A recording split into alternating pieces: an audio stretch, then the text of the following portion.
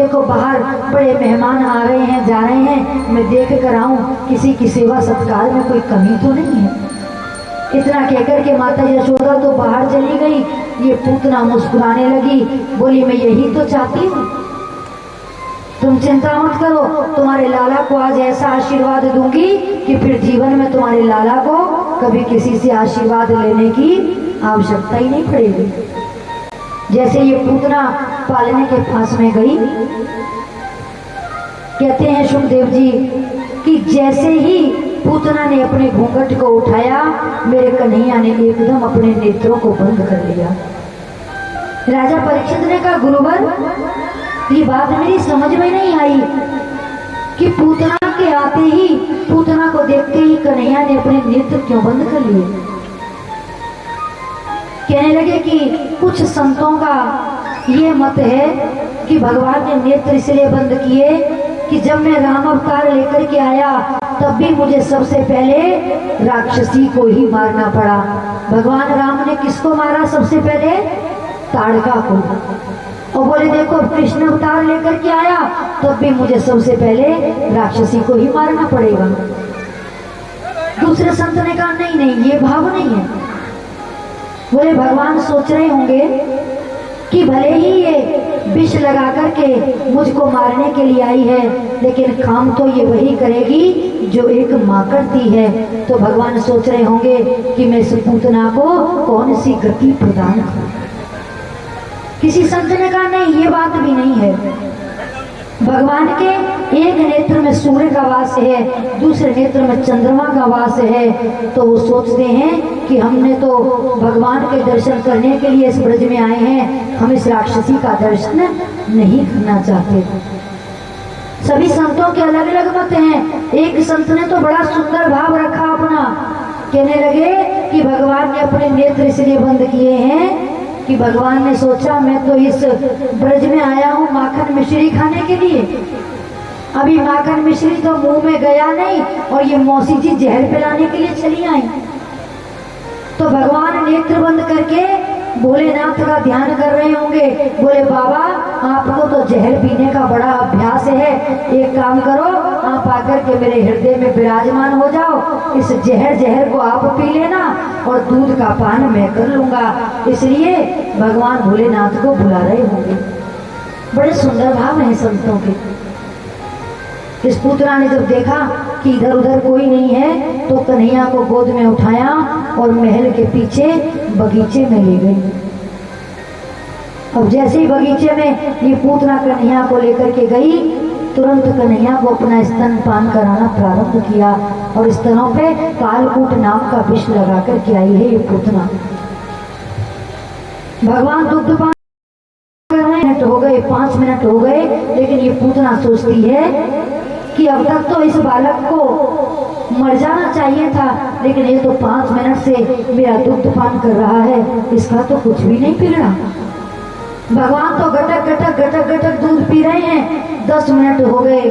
10 minute के बाद में भगवान ने पूतना के प्राणों का आकर्षण करना शुरू किया। पूतना के प्राणों को निचोड़ना जैसे शुरू किया, ये पूतना घबराई। पूतना अपने असली वेश में आ गई और कहने लगी अरे कन्हैया मुझे छोड़ो, अरे लाला मुझे छोड़ो, मेरे प्राण निकल रहे हैं। तो सुखदेव जी कहते हैं कि आज 7 दिन का छोटा सा कन्हैया बोलने लगा और कैसे बोलता है जैसे बिल्कुल बड़े बच्चे बोलते हैं। कन्हैया ने कहा मौसी हम तो केवल पकड़वो ही जाने, छोड़वो तो हम पे आवे ही ना।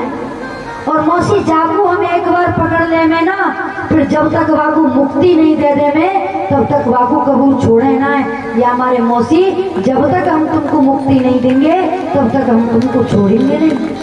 अरे लाला वो को छोड़, अरे कन्हैया वो को छोड़।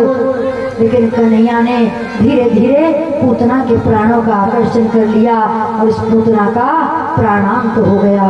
बोले श्री गोविंद भगवान की। जैसे ही पूतना के प्राण निकले तो ये पूतना कहते हैं कि 18 किलोमीटर लंबी चौड़ी हो गई। 6 कोस का इस पूतना का शरीर बन गया। इतनी विशाल राक्षसी है ये पूतना। सैकड़ों वृक्ष बगीचे में इस पूतना की चकनाचूर हो गई। जैसे माता यशोदा अपने महल में आई, देखा कन्हैया पालने में नहीं है, माता यशोदा घबरा गई, अरे मेरो लाला कहाँ गयो, मेरो लाला कहाँ गयो। सब ग्वाल वालन को संग लेके जब लाला को ढूंढो तो लाला पीछे महल में 18 किलोमीटर लंबी चौड़ी ये पूतना मरी पड़ी है और मेरा छोटा सा कन्हैया इस पूतना के पक्ष स्थल पर बैठा बैठा खेल रहा है। कन्हैया इसके पक्ष स्थल पर खेल रहे हैं। मैया ने सोची इतनी विशाल पूतना और मेरे लाला को कछु नहीं बिगड़ो। कन्हैया तो मुस्कुरा रहे हैं। तुरंत जाकर के माता यशोदा ने कन्हैया को अपनी गोदी में उठाया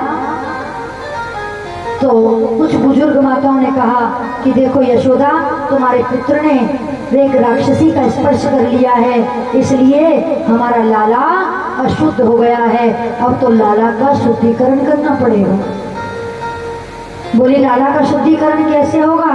तो इनमें सबसे एक बूढ़ी पुरोताहिनी है जिनका नाम है पूर्णमासी।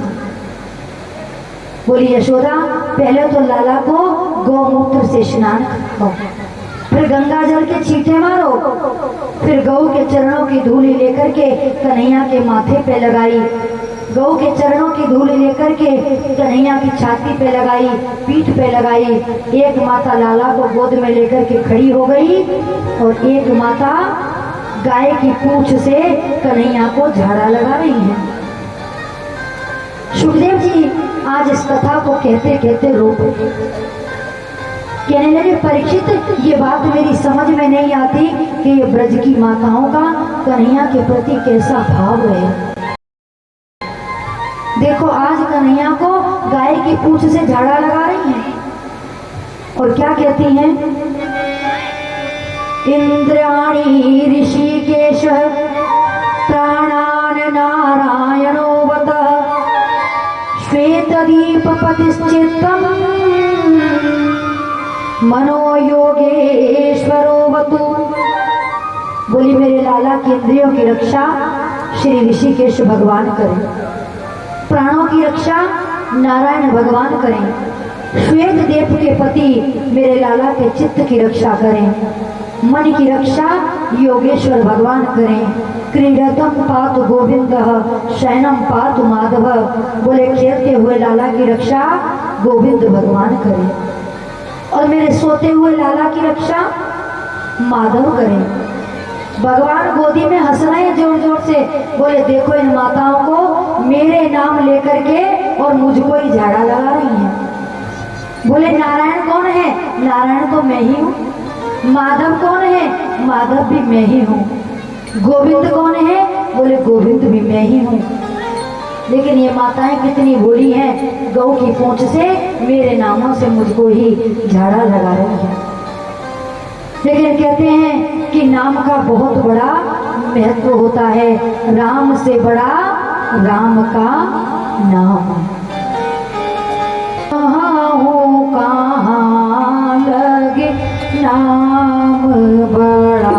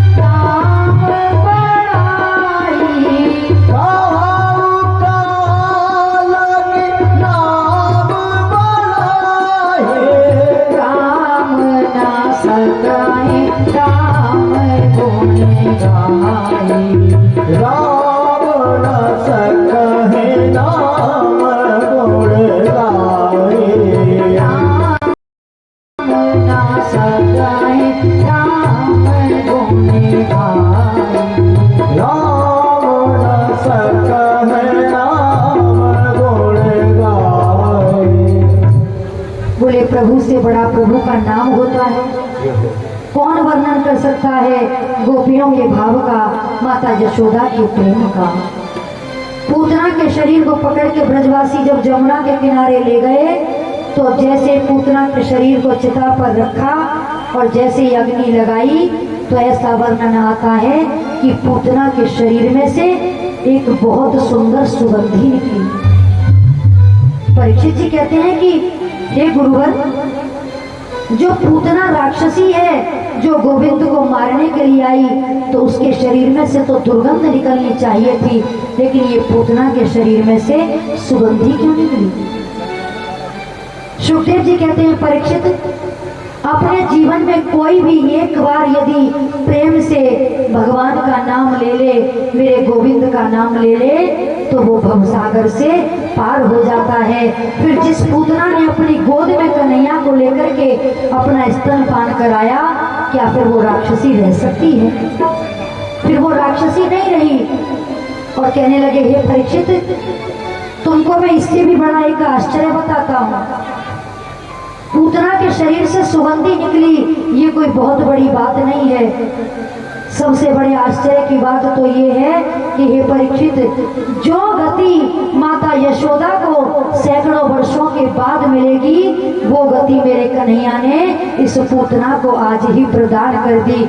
इस पूतना को वो गति दे दी जो माता यशोदा को मिलनी चाहिए। कहने लगे, हे परीक्षित, ऐसा दया का सागर, ऐसा करुणा का सागर, ऐसा दयालु इस पूरे संसार में, इस पृथ्वी पर कोई दूसरा नहीं है। ऐसे दयालु तो केवल गोविंद भगवान हैं कि जो मारने के लिए आया उसको माता की गति प्रदान कर दी। दरबार हजारों देखे हैं, दरबार हजारों देखे हैं, पर ऐसा कोई दरबार नहीं। दरबार हजारों देखे हैं, दरबार हजारों देखे हैं, पर ऐसा कोई दरबार हजारों देखे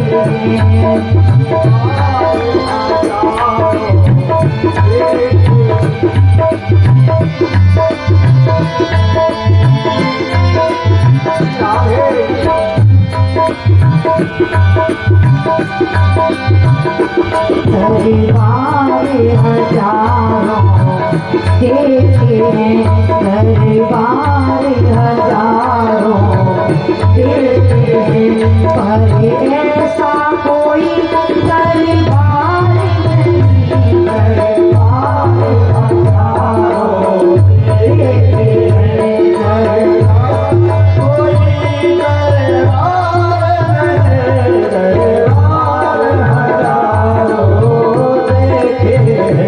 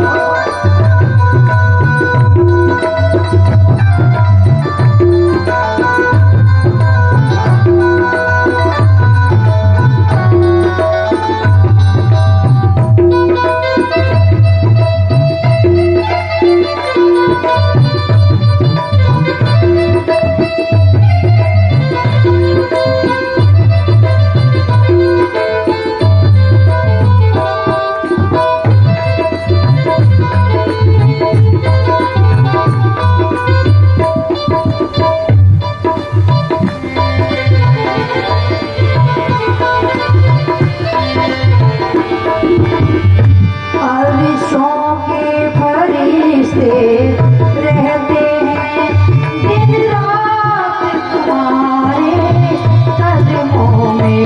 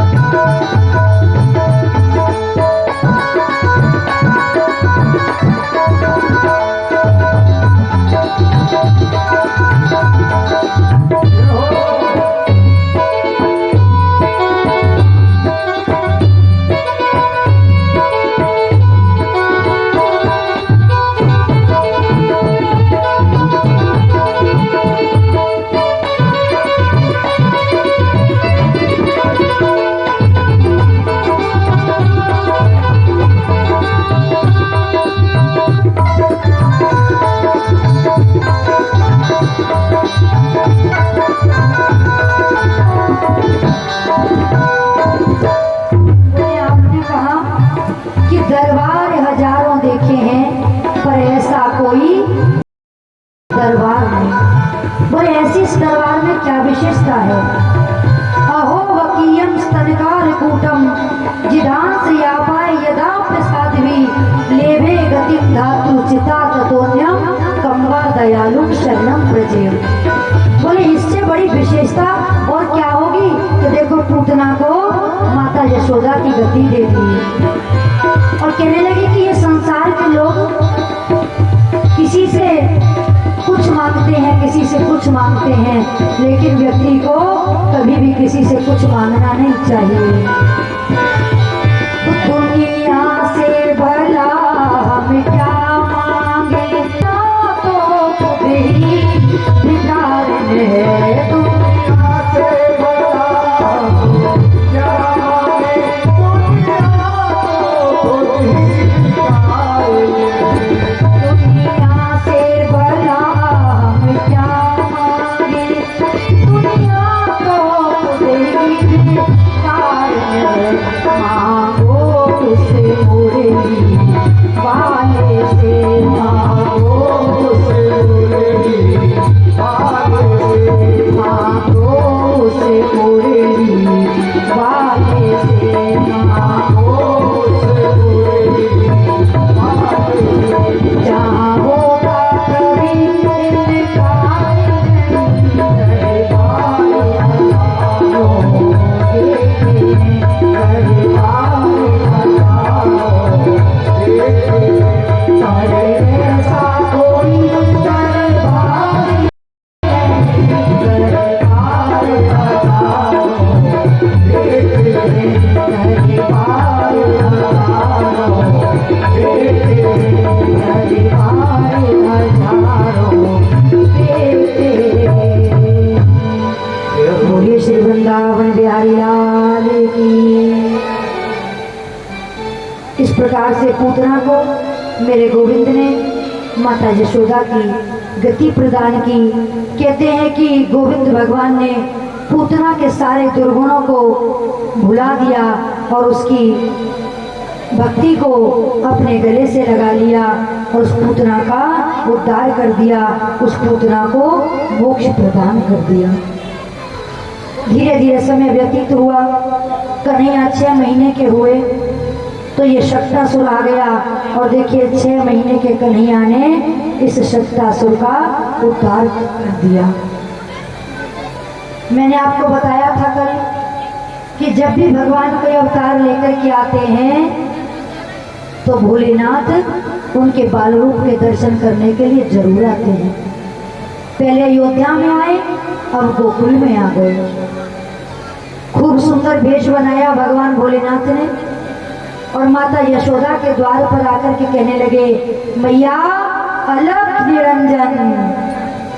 जैसे मैया ने बाहर आके देखा, पूरे शरीर पर भस्म रमा रखी है, गले में सर्पों की माला है, कानों में बिच्छू लटक रहे हैं। कहो बाबा मैं आपकी क्या सेवा करूं? मैया हमें कोई सेवा नहीं चाहिए, देखो हम तो कैलाश पर्वत पर रहते हैं और हमारे गुरुदेव का आदेश हुआ तो हम तुम्हारे लाला के दर्शन करने के लिए आए हैं। मैया ने कही, बाबा जी हीरे मोती जवाहरात सोनो चांदी जो कछु चाहिए मुँह पे ते ले जाओ, लेकिन मैं तुमको अपने लाला के दर्शन नहीं कराऊंगी। भोलेनाथ बोले, मैया देखो हम तो योगी हैं, हम तो केवल तुम्हारे लाला की दर्शनों की इच्छा से इस ब्रज में आए हैं। मैया हमें और कुछ नहीं चाहिए, हमें तो केवल अपने लाला के दर्शन करा दो। मैया बोली, बाबा चाहे कछु है जाए, लेकिन मैं तोकू अपने लाला के दर्शन ही नहीं कराऊंगी, बाकी तुम ऊपर से कछु भी ले जाओ। भोलेनाथ ने कहा, देखो मैया हम बड़ी दूर से आए हैं, अपने मन में इच्छा लेकर के आए हैं कि तुम्हारे लाला के दर्शन करके जाएं। और देखो भैया हम योगी हैं और जो एक बार हम हट करते हैं ना, फिर हम उसको पूरा करके ही मानते हैं। मैया बोली, बाबा जी अभी तुमने योगियों की हट देखी है, अभी तुमने त्रिया हट नहीं देखी। त्रिया हट के आगे योगियों की हट तो कुछ भी नहीं है। बोली, मैं तुमको अपने लाला के दर्शन नहीं कराऊंगी। और बाबा जी जब तुम्हारा ऐसा रूप देख के वो 80 साल की बुढ़िया को डर लग रहे हो है, तो वो मेरा छोटो सा कन्हैया तुम्हें देख के कितना डर हो। और देखो ये जो तुम्हारे गले में सर्प लटक रहे हैं ना, इन सर्पन को देख के तो मोकू डर लग रहा है, और मेरे कन्हैया को तो सर्पन से इतना डर लगे कि मेरा कन्हैया तो यदि चित्र में भी कोई सर्प देख ले ना, फोटो में भी कोई सर्प देख ले तो मेरी गोदी में छिप जावे, बापू सर्प से बड़ो ही डर लगे। भोलेनाथ मुस्कुराने लगे, बोले मैया ये तो छोटे छोटे से नाग हैं, तुम्हारा कन्हैया तो 1000 फण वाले शेष नाग पे शयन करता है। माँ तुम्हारा कन्हैया इन सर्पों को देख करके नहीं डर सकता। मैया बोली, 1000 फण वाले शेष नाग पे मेरा कन्हैया शयन करे? बोले हाँ मैया, तुम्हारा कन्हैया साक्षात पर ब्रह्म परमात्मा है। मैया बोली, बाबा जी तो को कोई भ्रम है गयो है? अरे मेरा वो छोटो सो लाला मेवा की मैया वो को पतो कि मेरा लाला नाग सर्पन से बहुत ही डरे। या हमारे बाबा जी मैं तुमको अपने लाला के दर्शन नहीं कराऊंगी। कन्हैया बोल, शंकर जी बोले, मैया एक बात बताओ, तुम अपने लाला के दर्शन मुझे कब तक नहीं कराओगी? अरे जब तुम्हारा लाला बड़ो होएगो, बाहर खेल में जाएगो, तो तुम्हारा लाला निकल के तो दरवाजे में ही जाएगा। बोले मैं तुम्हारे द्वारे पे धूनी रवाऊंगा, और जब तक तुम्हारे लाला के दर्शन नहीं करूंगा तब तक लौट के कैलाश नहीं जाऊंगा। मैया बोली, बाबा जी मेरे घर में एक द्वार नहीं है, मेरे घर में 15 द्वार हैं, और मेरा लाला जब बड़ो है जाएगा ना तो मैं अपने लाला को खेलवे के ताई दूसरे दरवाजे पे भेज दूंगी, तीसरे दरवाजे पे भेज दूंगी, चौथे दरवाजे पे बाहर भेज दूंगी। लेकिन बाबा जी जा द्वार पे तू धूनी रमा के बैठे हुए गो, बा द्वार पे मैं अपने कन्हैया को बाहर जाने ही नहीं दूंगी। बैठे रहे, कब तक बैठा रहेगा मेरे द्वार पर धूनी रमा के। अब तो शंकर जी ने सोची मैया तो बड़ी जिद्दी है, मैया तो अपने लाला के दर्शन नहीं कराएंगी। बोले मैया देखो मैं एक बार तुमसे और निवेदन कर रहे हूँ कि मुझको अपने लाला के दर्शन करा दो। मैया बोली एक बार नहीं तुम 100 बार मुझसे निवेदन करो, लेकिन मैंने कह दी सो कह दी, मैं अपने लाला के दर्शन तुम्हें नहीं कराऊंगी। शंकर जी वहां से उदास होकर के चल दिए। पता चल गया कि मैया दर्शन तो कराने वाली अब है नहीं। अब जैसे मैया अंदर आई, जो कन्हैया पालने में सो रहे थे, अब तो कन्हैया ने जोर जोर से रोना शुरू कर दिया।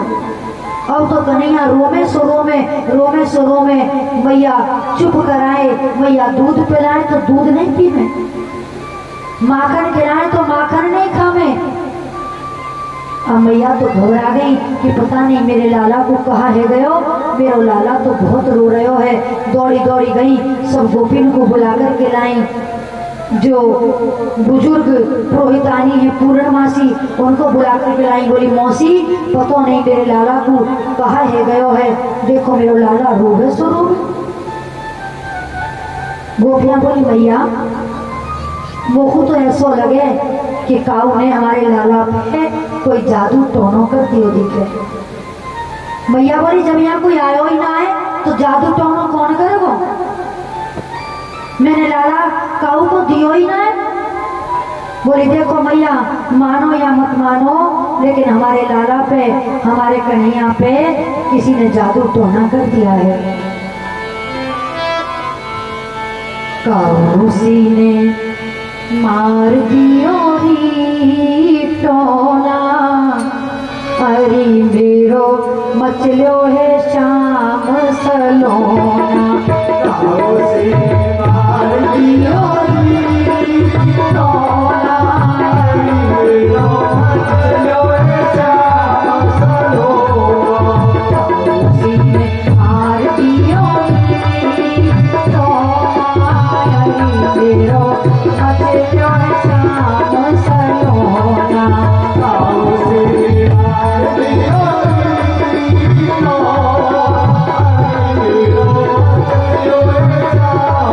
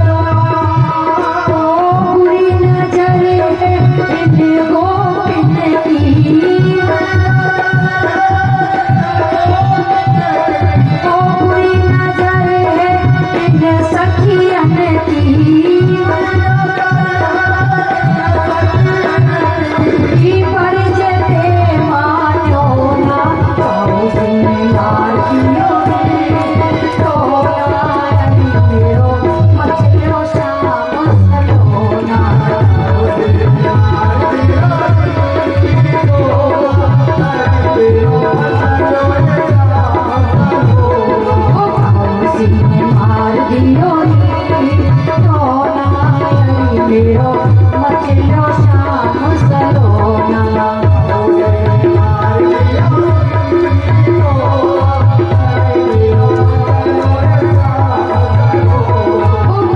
सीने मार दियो रोना मेरो मचलो शाम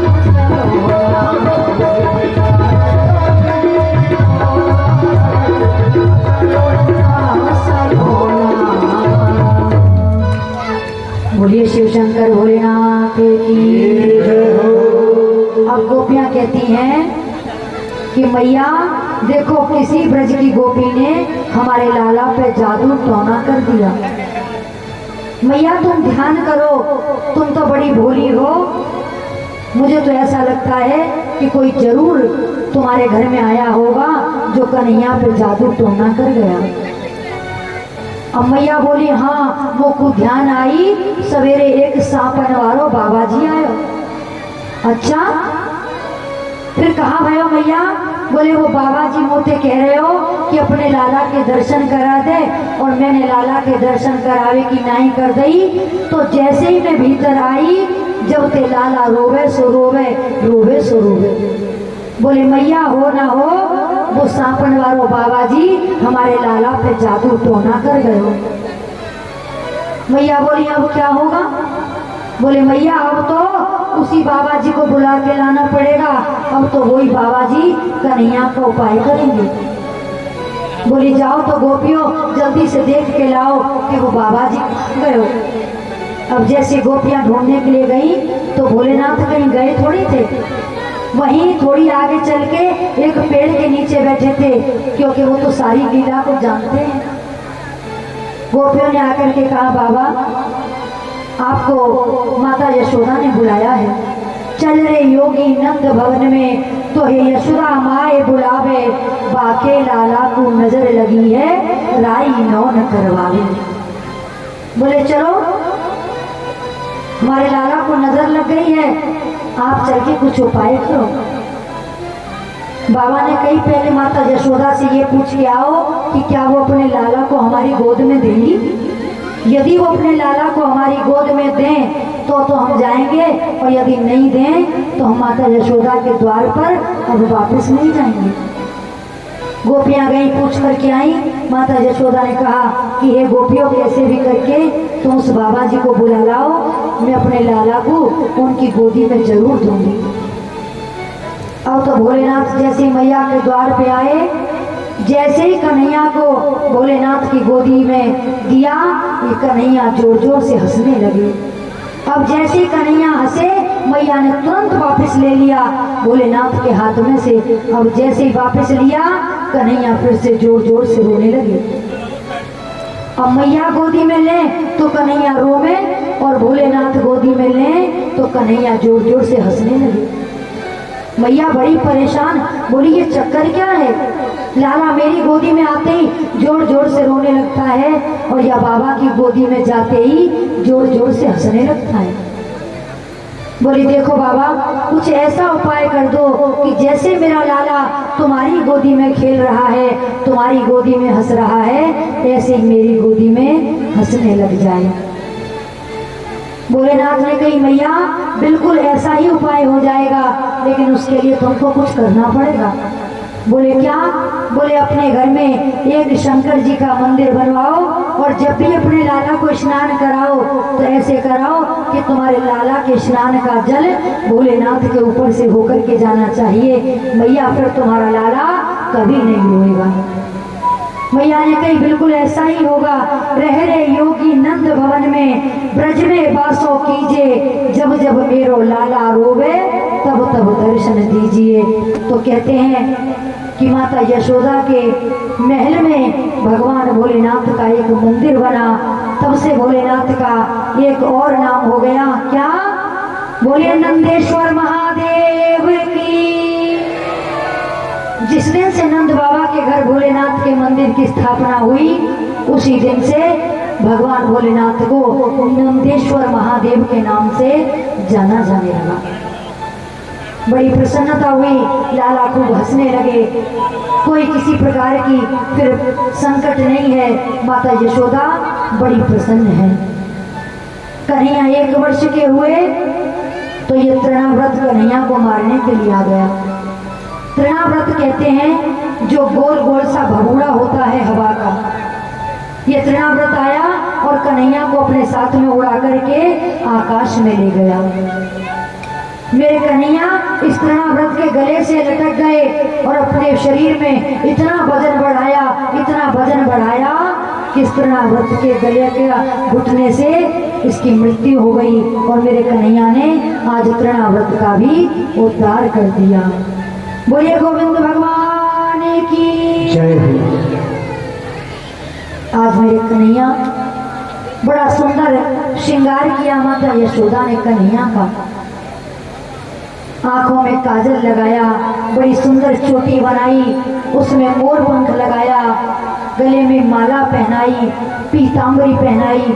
बड़ी प्रसन्न है माता यशोदा अपने कन्हैया के स्वरूप को देख करके। और आज कन्हैया को माता जी में सुला रही हैं। ब्रज के कवि का बड़ा सुंदर भाव है कि देखिए माता यशोदा किस प्रकार से आज कन्हैया को लोरी गा करके सुला रही है। छगन मगन